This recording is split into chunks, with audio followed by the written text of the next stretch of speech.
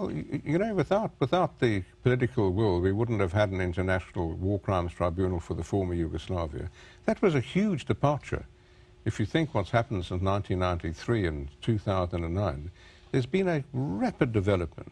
Nobody anticipated a permanent international criminal court.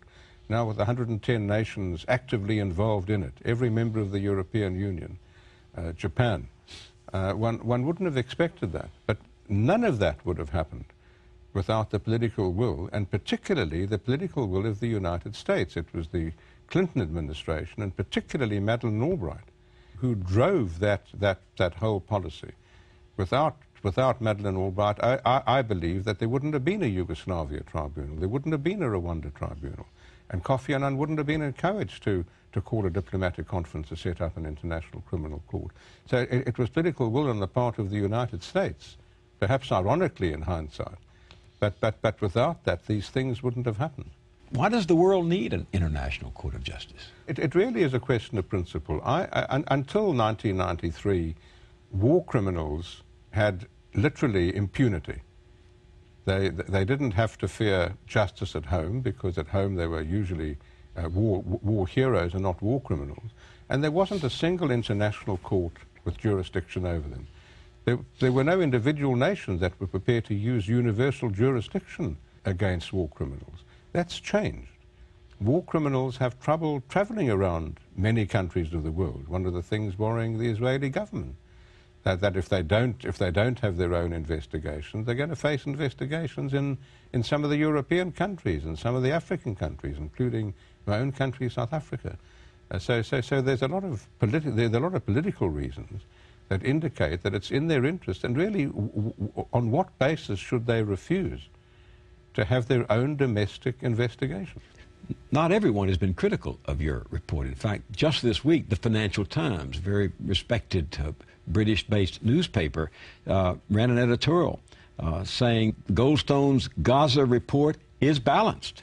Israel is not alone in the dock, it said. It simply looms larger. So it's hard to understand why Israel is so vociferously opposed to what you say is a necessary act of justice. The only reason they've given has come out, I really think, from Defense Minister Barak, who says that an independent investigation will in some way downgrade the military investigating themselves. Well, that would be a good thing. And I think one of the things that disturbs me about the internal military investigation, it's now, what, 7 months since the end of the war. There's only been one successful prosecution against a soldier who stole a credit card, which is really almost a fodder for cartoonists in the plethora of alleged war crimes.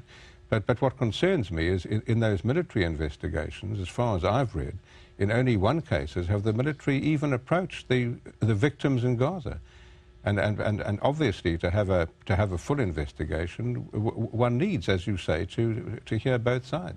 But the Israelis say that there's no government better at investigating their own actions of the military, whether it's the 2 wars in Lebanon, Bus 300, all of these incidents. Israel says we go out and hold our military accountable.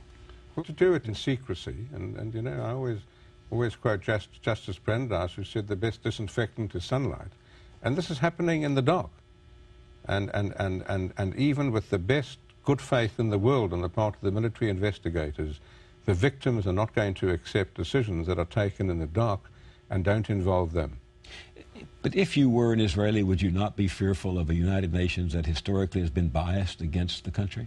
Yes, but I would go out of my way to meet that head on, and not to simply put one's head in the sand and say, well, the United Nations is biased, I'm going to ignore it. That's not the way one succeeds in the modern world. The Financial Times says it is your reputation, Judge Richard Goldstone's reputation, the Israeli government fears, and not your methods.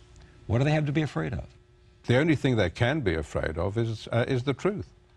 And I think this is why they're attacking the messenger and not the message. What do you hope happens now?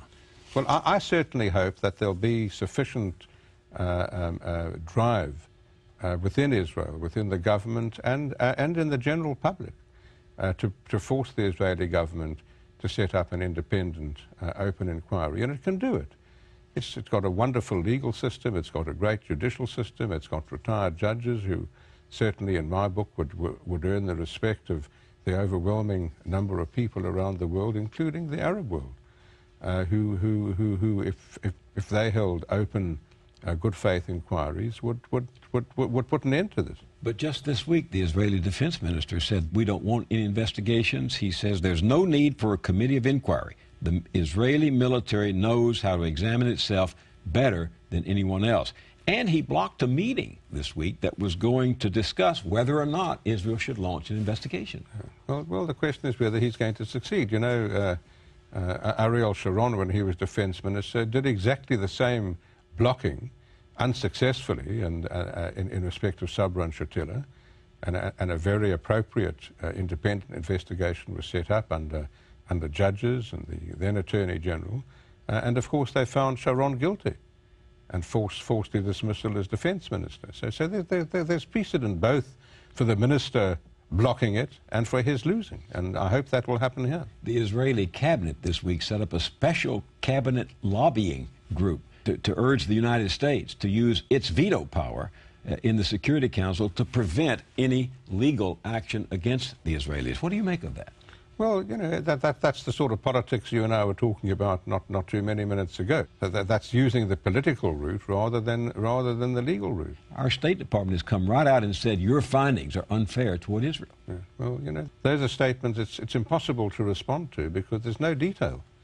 They haven't said why it's unbalanced. They've said there are flaws in the report, and I really do hope and invite the administration to indicate where the report is flawed or unbalanced, and I certainly would welcome knowing where we went wrong, I'm easily I would be easily convinced, and if we made mistakes and those are pointed out, I would be the first person to admit it. So you have Israel saying that your report is an impediment to peace, and you say that it's essential to peace. Why do you think a report like this is essential to the peace process? Well, because certainly it's been my experience in the countries in which I've been involved, and many in which I haven't been involved, that in the aftermath of serious human rights violations, you cannot get enduring peace if you leave rancor and calls for revenge in the victim population.